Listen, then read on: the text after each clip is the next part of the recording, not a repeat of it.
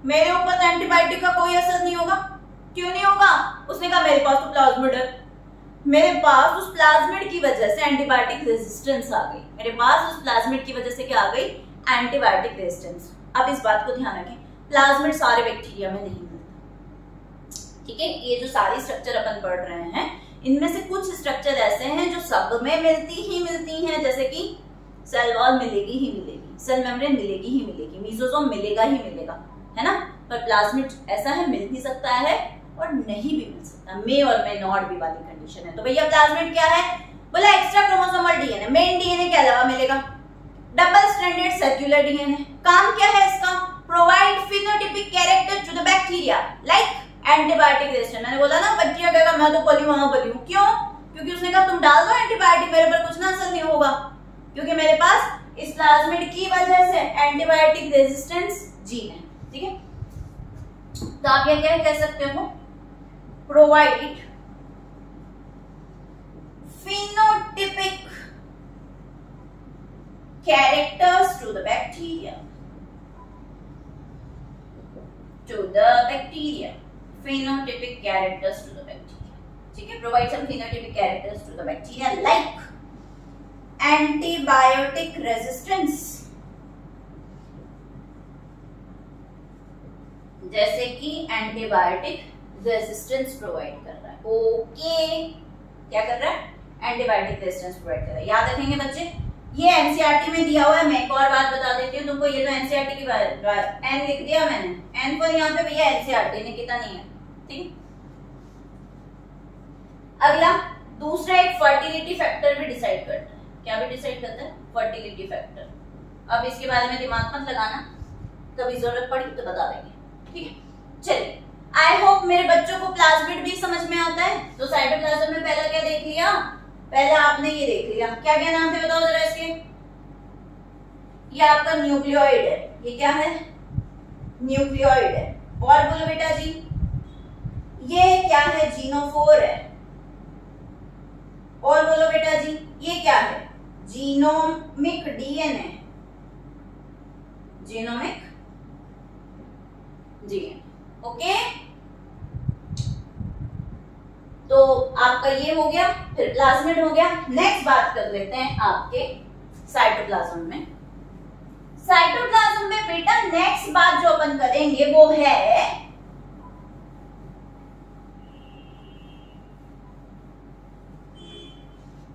Cytoplasm में बच्चों next बात क्या करने वाले हो? आओ, नेक्स्ट बात साइटोप्लाज्म में हम करने वाले हैं राइबोसोम।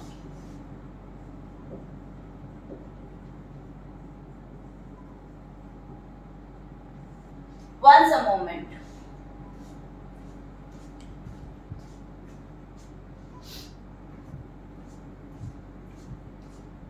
चलिए, this is the only organelle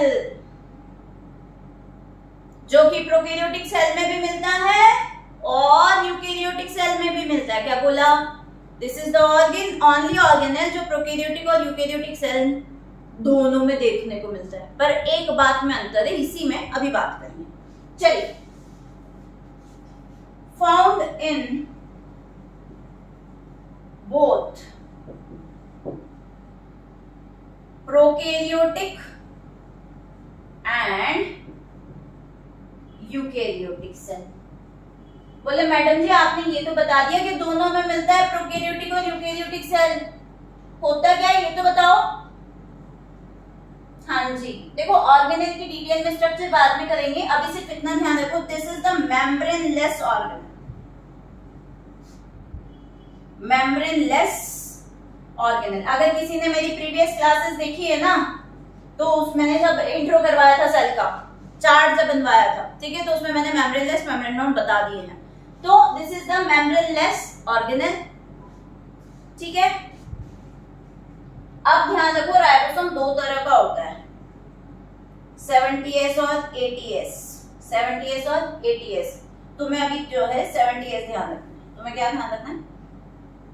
found in prokaryotic cell. किसमें मिलता है? Prokaryotic cell. यूकैरियोट में 80S मिलता है, ठीक है। जब 70s के पार्ट करते हो ना बेटा, तो कितने पार्ट होते हैं? 2 पार्ट होते हैं, बोला 50s और 30s। अब है ना, इसको डिटेल में बाद में देखेंगे, सिर्फ इतना बता देती हूँ यार, ये मार्कर जो है ना, ये मार्कर 14 सेंटीमीटर का है ना, 20 का मान लो तुम्हारी जैसी मर्जी, ये 20 सेंटीमीटर का, और ये मैं बोल देती हूँ 4 सेंटीमीटर का, दोनों मिला के कितना? बोलो हमारी मैथ्स के हिसाब से तो 20 और 4 जो है 24 होते हैं, पर आपकी मैथ्स से 22 होते हैं। मैं कह रही हूँ 22 होते हैं, क्यों? इसको मैथ्स को ऐसे कर दो, तो ये वाला पार्ट कॉमन था ना, ओवरलैपिंग में चला गया, तो वैसी कुछ कंडीशन यहाँ पे ध्यान रखना, 50 और 30 से 70s, ठीक है, ये याद रखना है, और कभी जरूरत पड़ी तो फिर देखेंगे, ठीक है। तो बेटा जी राइबोसोम क्या है? राइबोसोम जो है मेम्ब्रेनलेस ऑर्गेनेल है, 2 तरह का होता है, 70s प्रोकैरियोटिक सेल में मिल रहा है। This is the only organelle present in both prokaryotic and eukaryotic cell, ठीक है। अब यहाँ पे एक बात स्टार मार्क कर लो, एक्सेप्ट राइबोसोम, क्या बोलोगे? Except ribosome all organelles are absent in prokaryotic cell। Ribosome को छोड़ के सारे ऑर्गेनल्स प्रोकैरियोटिक सेल में क्या होते हैं? एब्सेंट होते हैं। याद रख लेंगे बच्चे, क्या? राइबोसोम को छोड़ के सारे ऑर्गेनल्स प्रोकैरियोटिक सेल में एब्सेंट होते हैं, except ribosome all organelles are absent in, बेटा जी किसमें एब्सेंट? Absent in prokaryotic cell.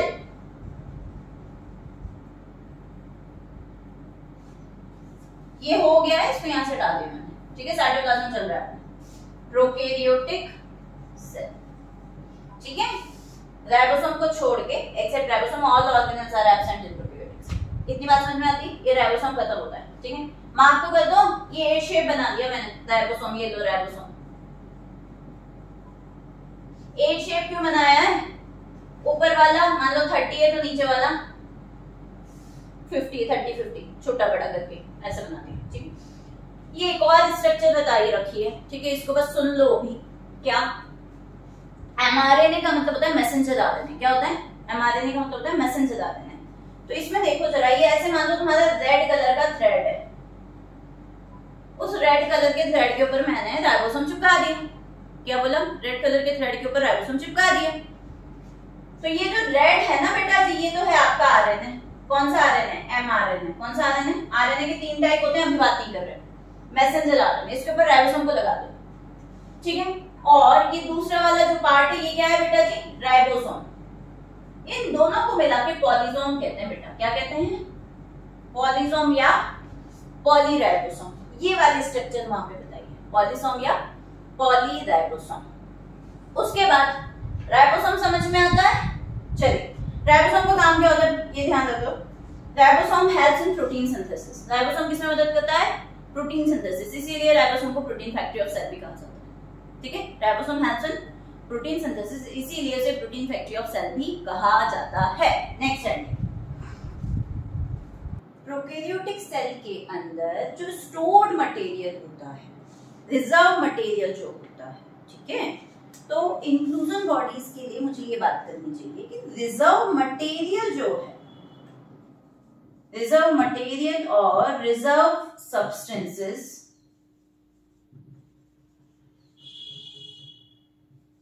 in prokaryotic cell stored in the form of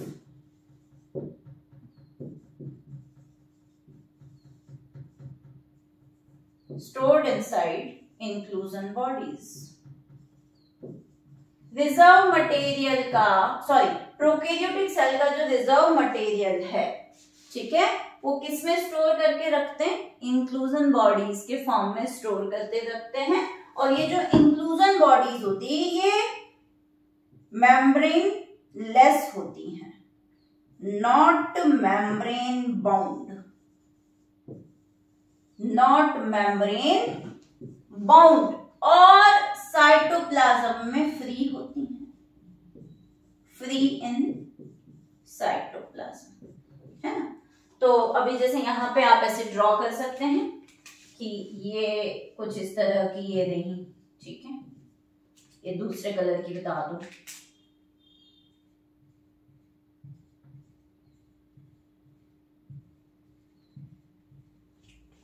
ठीक है।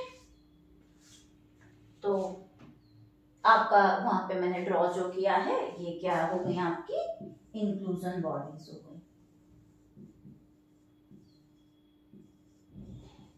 अब बेटा जी ये जो इंक्लूजन बॉडीज हैं, ये जो चीजें स्टोर कर रही हैं उनके बेस पे आप इनके अलग अलग नाम दे सकते हो, ठीक है। कि जैसे glycogen granule, phosphate granule,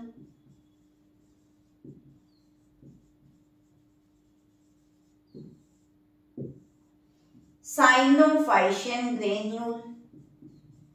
cyanophycean अभी आपको बताया था, साइनोबैक्टीरिया, तो उसमें मिलने वाला साइनोफाइशियन ग्रेन्यूल, है ना। भावी चिकित्सकों को बात समझ में आ रही है। इंक्लूजन बॉडीज क्या होती हैं?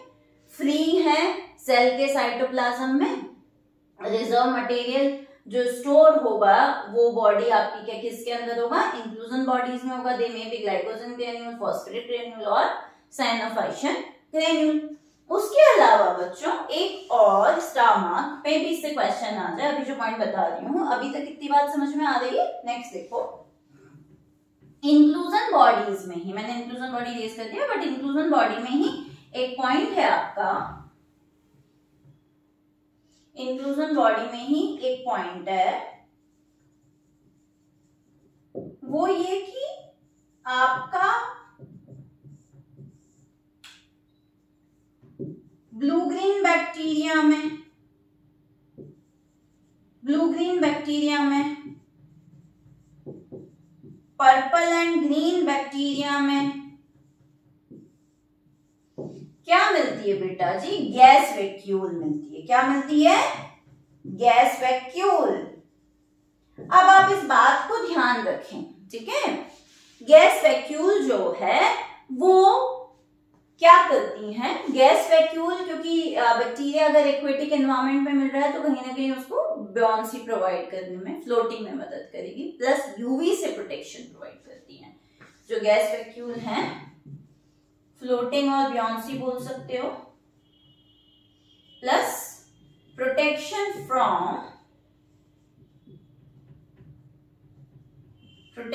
From UV radiation, protection from UV radiation, ठीक है। इंक्लूजन बॉडी के बारे में ये एक कंक्लूजन के फॉर्म में बात होगी।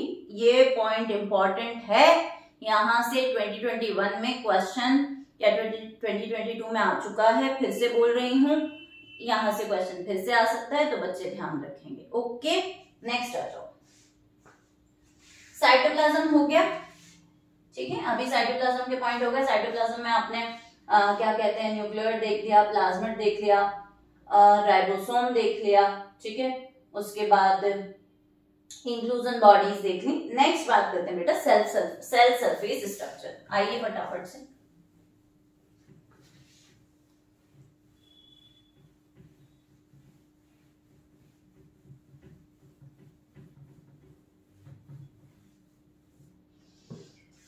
बच्चों भावी चिकित्सकों, जब आप सेल सरफेस स्ट्रक्चर की बात करते हैं,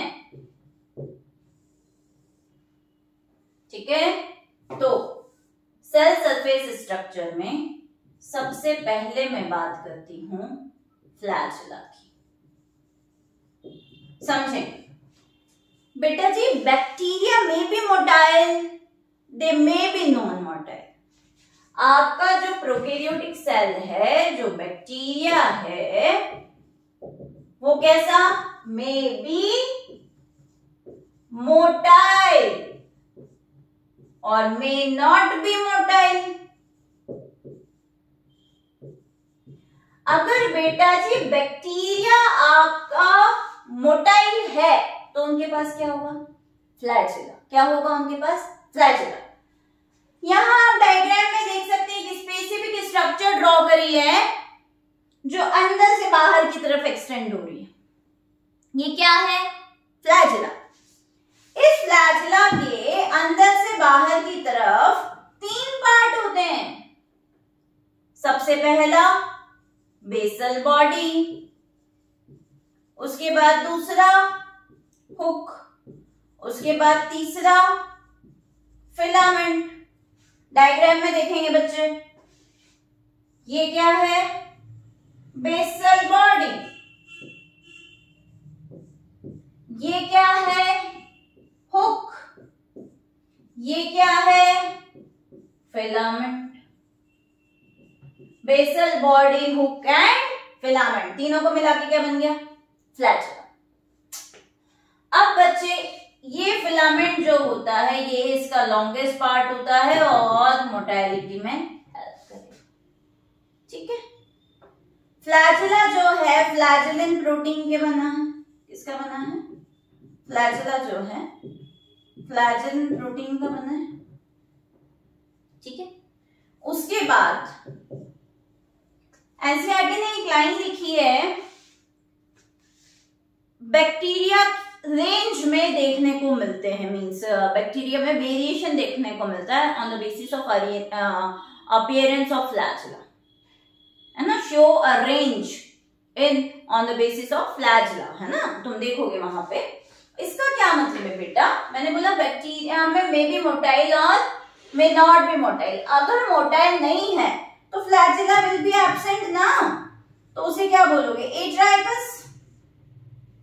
ए मतलब नॉट, ट्राइकस वर्ड बेटा रिप्रेजेंट करता है किसको?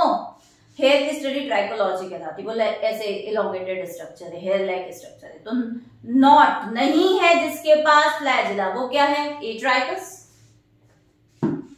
अगर एक है फ्लैजेला तो मोनोट्राइकस। अगर 2 हैं फ्लैजेला तो आप बोल सकते हो एम्फीट्राइकस। और एनसीईआरटी में तुम देखोगे उस सेल के डायग्राम के पास में जो बता रखा है ऐसे चारों तरफ, अगर चारों तरफ प्रेजेंट हैं तो पेरिट्राइकस। ये उस लाइन का मतलब है बेटा। एनसीईआरटी की रेंज है, तो रेंज मतलब फ्लैजेला के बेस पे नहीं भी हो सकता तो एट्राइकस, अगर एक है तो मोनोट्राइकस, अगर ज्यादा है 2 है तो एम्फीट्राइकस, पूरी सरफेस पे तो पेरिट्राइकस ऐसे और भी होते हैं, लोफोट्राइकस। ठीक है। तो वो सब अभी इतना ज्यादा हमको ध्यान नहीं रखना, मुझे उस लाइन का मतलब समझाना तो वो मैंने आपको बता दिया। ठीक है। तो इस तरीके से बैक्टीरिया की मोटाइलिटी का पता चलता है। ठीक है। वो किसके बेस पे होती है? फ्लैजेला के बेस पे। तो ये बैक्टीरिया में जो सेल सरफेस स्ट्रक्चर है या प्रोकैरियोटिक सेल है उसमें आपने पहली जो स्ट्रक्चर देखी दैट इज फ्लैजेला। अभी नेक्स्ट देखो,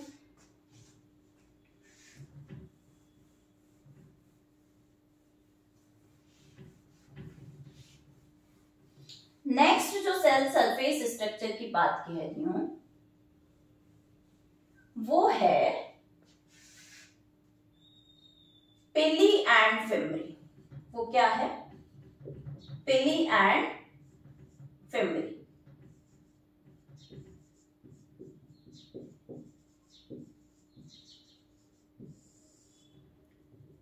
डिफरेंस के बेस पे बता रही हूं। ये दोनों स्ट्रक्चर भी बैक्टीरिया की सेल सरफेस के अंदर आती हैं, पर जैसे फ्लैजेला मे और मे नॉट भी होता है वैसे पिली भी मे और मे नॉट भी होता है। ठीक है।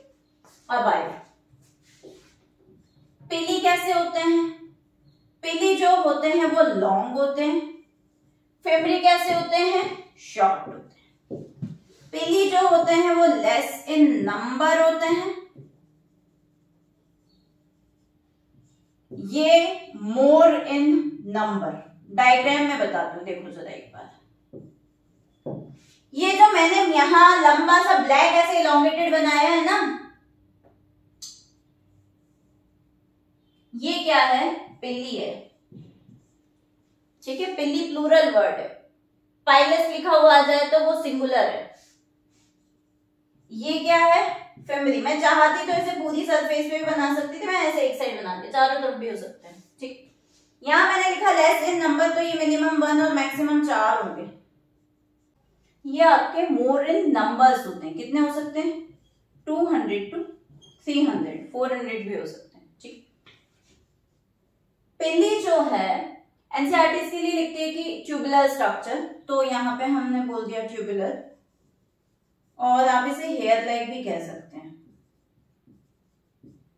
और फिमली जो होते हैं बेटा वो ब्रिसल लाइक होते हैं। वो कैसे होते हैं फिमली आपके ब्रिसल लाइक। ठीक है, next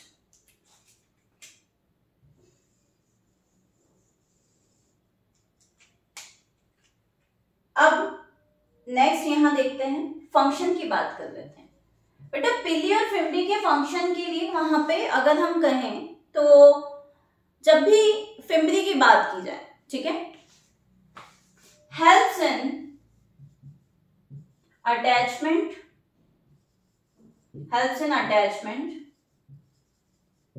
on rocks, in stream,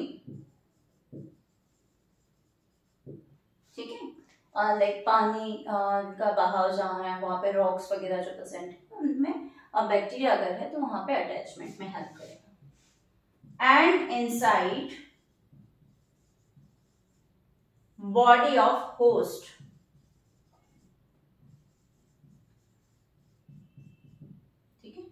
जब बॉडी के होस्ट की बॉडी में जाएगा तो उस बॉडी के अंदर होस्ट टिश्यू से अटैचमेंट में जो हेल्प करेगा वो ये है। फिर एक खास बात जो सिर्फ आप पिली के लिए कह सकते हैं, ऐसा एनसीईआरटी में मेंशन नहीं है, जब दो बैक्टीरियल सेल एक दूसरे के पास आती हैं और उनके बीच में जेनेटिक मटेरियल का एक्सचेंज होता है तो वो फिनोमेना कॉन्जुगेशन कहलाता है। ठीक है, और कनेक्शन जब बनता है एक्सचेंज करने के लिए तो उसे कॉन्जुगेशन ट्यूब कहते हैं। तो यहां पे आप कहोगे हेल्प्स इन कॉन्जुगेशन। ठीक है, ठीक है, पिली के लिए यहां पे आपने कह दिया पिली हेल्प्स इन कॉन्जुगेशन। ठीक है, इतनी बात याद रहेगी। आई होप बच्चों को ये पूरा पॉइंट समझ में आया होगा। सबसे पहले आपने सेल एनवेलप देखा था, ग्लाइकोकैलिक्स का layer, cell wall, cell membrane, उसके मॉडिफिकेशंस, मीजोसोम, क्रोमेटोफोर से क्वेश्चन आ सकता है। उसके बाद आपने साइटोप्लाज्म देखा बेटा, साइटोप्लाज्म में क्या कहते हैं, आपने जीनोमिक डीएनए बोल दिया, आपने प्लाज्मिड बोल दिया। ठीक है, फिर आपने ये भी बताया कि जो प्लाज्मिड है वो ट्रांसफॉर्मेशन में हेल्प करता है। बायोटेक्नोलॉजी में और डिटेल में पढ़ेंगे। एक्स्ट्रा क्रोमोसोमल डीएनए है, डबल स्टैंडर्ड सर्कुलर डीएनए है। ठीक है, एंटीबायोटिक रेजिस्टेंस प्रोवाइड करता है। फिर बेटा आपने सेल सरफेस स्ट्रक्चर देखी है जो अभी अभी आपकी फिनिश हो गई है, उसमें आपने फ्लैचेला देखा। ठीक है, फ्लैचेला के बाद आपने पिली और फिम्बरी देखा। ठीक है, इसमें पिली फिम्बरी देखने के बाद आपने ये देखा कि मोटाइलिटी फ्लैचेला की वजह से होती है। पिली फिम्बरी के अपने अलग अलग फंक्शन है पर तीनों क्या है, सेल सरफेस स्ट्रक्चर है। ठीक है, जब आप राइबोसोम की बात कर रहे थे तो यहाँ पे एक चीज एनसीईआरटी में खास उन्होंने ऐसे लाइन लिखी है कि राइबोसोम का जो है वो सेल मेम्ब्रेन से जुड़े हुए अंदर की तरफ प्रेजेंट होता है, ऐसे उन्होंने लाइन लिखी है। तो वो आपको ध्यान रखनी है कि ये टुवर्ड ऐसे इनर साइड राइबोसोम यहाँ पे जुड़े हुए प्रेजेंट है। मैंने डिस्पर्स बताया है तो वैसे जुड़े हुए आप ध्यान रखें। ठीक है, तो इस तरीके से बेटा जी आपकी प्रोकैरियोटिक सेल जो है वो फिनिश होती है। फिर भी बच्चे को किसी भी पॉइंट में कोई भी डाउट है तो बेटा please let me know in the comment section, वहां पे आपके डाउट के आंसर बताए जाएंगे। आपको कोई भी नया टॉपिक पढ़ना है तो also let me know in the comment section. I hope आपको ये सारा वीडियो प्रोकैरियोटिक सेल का समझ में आया होगा, cell the unit of life का पार्ट 3 समझ में आया होगा। ठीक है, इसमें हमने on the basis of staining bacteria के 2 ग्रुप होते हैं, तो वो स्टेनिंग का जो प्रोसीजर है वो मैं नेक्स्ट वीडियो में या जो भी नया वीडियो अपलोड करूंगी उसमें वो प्रोसीजर आपको भेज दूंगी। ठीक है, तो अच्छे से पढ़ो, आगे बढ़ो, मेहनत करते रहो। आप लोग डेफिनेटली डॉक्टर्स बनेंगे, आप सबका सिलेक्शन होगा। मेहनत करते हैं तो फल जरूर मिलता है। लॉट्स ऑफ लव बच्चों, लॉट्स ऑफ ब्लेसिंग, और अगर ये वीडियो अच्छा लगा है तो hit like, share and subscribe. Thank you so much.